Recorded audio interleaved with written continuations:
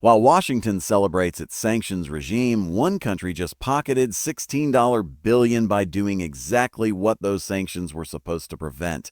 And the profits are flowing to some of the wealthiest families you've never heard of.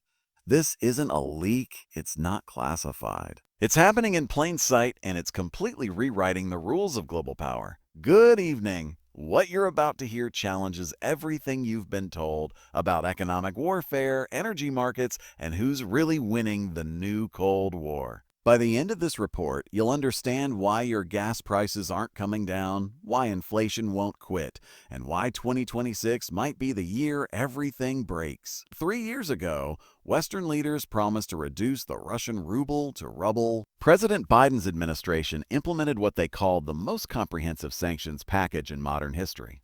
The goal was simple: crush Russia's oil revenues, collapse the currency, and force regime change.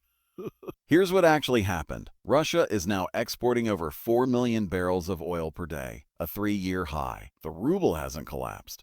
In fact, it's strengthened by 45% against the dollar this year. If you looked at currency charts without context, you'd think the sanctions had been lifted entirely. So, what went wrong? Or perhaps the better question is, what went right for Moscow? The answer lies in a shadow economy that's emerged in the gaps of Western policy.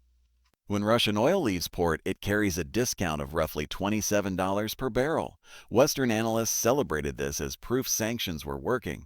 But follow that oil to India, and something remarkable happens. By the time it reaches Indian refineries, that discount has mysteriously shrunk to just $7.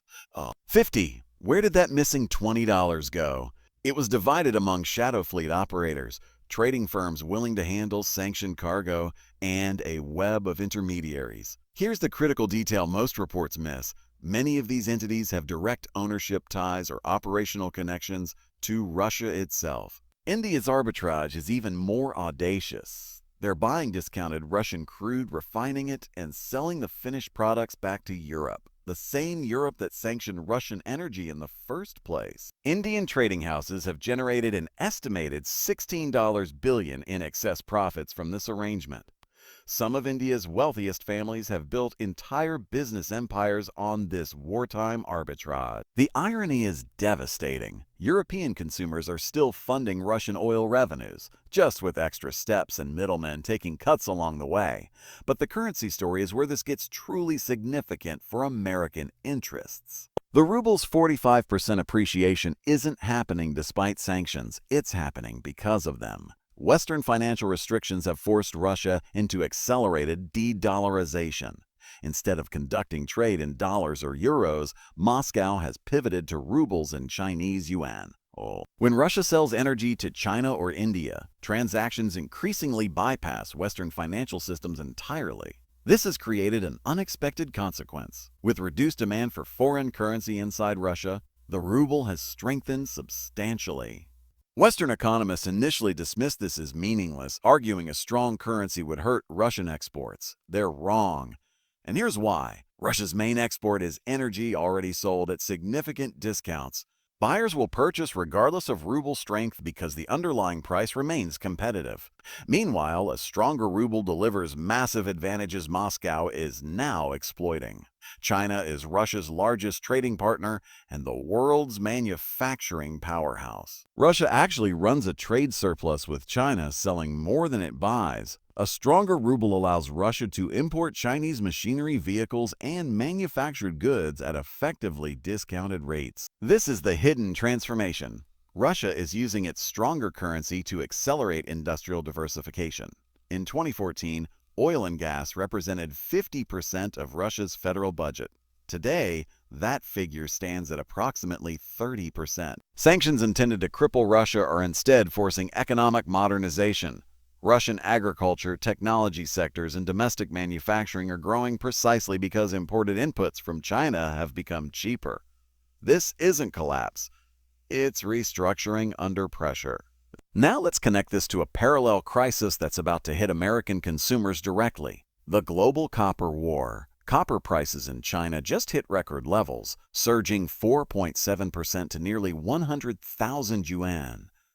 In New York, the situation is worse. prices jumped 5.6% in a single session. This isn't a temporary spike, it's the opening move in what industry insiders are calling the resource wars of 2026. Both the United States and China have identified copper as critical infrastructure for artificial intelligence and data center expansion. The numbers are staggering. Data centers alone will drive copper demand up by 500,000 tons annually by 2030. Here's the geopolitical reality. Chile and Peru control 7.6 million tons of annual copper production, the majority of global supply. China currently dominates 50% of global copper refining capacity. This gives Beijing enormous leverage over global construction costs and technology infrastructure. The United States just announced backing for a $7.4 billion smelting facility in Tennessee designed to produce copper, zinc, lead, and precious metals domestically. It's a direct move to counter Chinese dominance. Meanwhile, China just acquired a major copper project in Ecuador for over $1 billion, reportedly paying a 40% premium above market value. Beijing is willing to overpay significantly to secure supply chains ahead of American competition. Trump's tariff structure revealed the strategy early. He imposed 50% tariffs on finished copper products but exempted raw copper ores and concentrates. The message was clear. America will secure raw materials globally while rebuilding domestic refining capacity. Here's what this means for your wallet. If the United States successfully reshores copper production, construction costs will explode. Operating refineries domestically costs exponentially more than current offshore arrangements. Housing prices already unaffordable for many Americans will face a new inflationary pressure that has nothing to do with interest rates. Commercial construction, particularly the data center boom supporting AI development, will see costs escalate rapidly.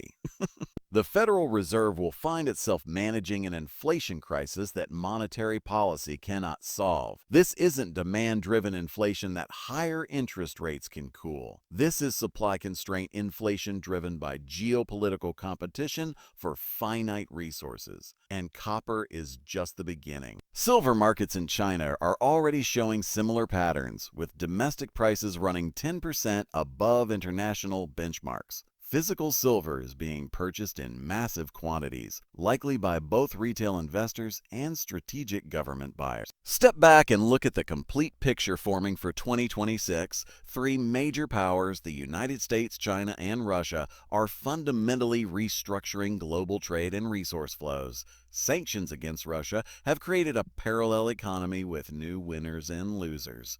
India and China have strengthened their positions as critical intermediaries. The dollar's role in global trade is diminishing, not rapidly, but consistently. The competition for industrial commodities is escalating into economic warfare, with both Washington and Beijing willing to pay premiums and deploy billions to secure supply chains. For Russia, the calculation is straightforward. Can they sustain military operations longer than the West can sustain economic and political support for Ukraine? Every week, Russian forces capture additional territory. The stronger ruble and diversified economy suggest Moscow believes time is on their side. For the United States, the challenge is unprecedented. Rebuild domestic industrial capacity while managing inflation, maintain sanctions credibility while watching circumvention, and compete with China for resources while avoiding direct confrontation. For China, the opportunity is clear.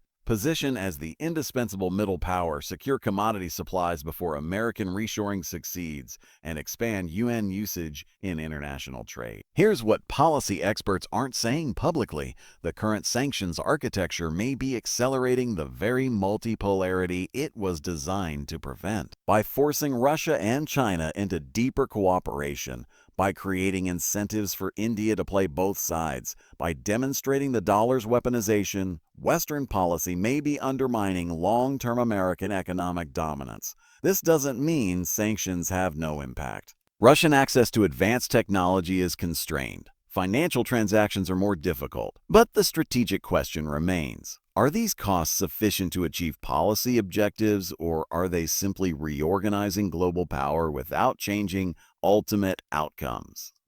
As we move into 2026, watch three indicators. First, Russian military progress in Ukraine.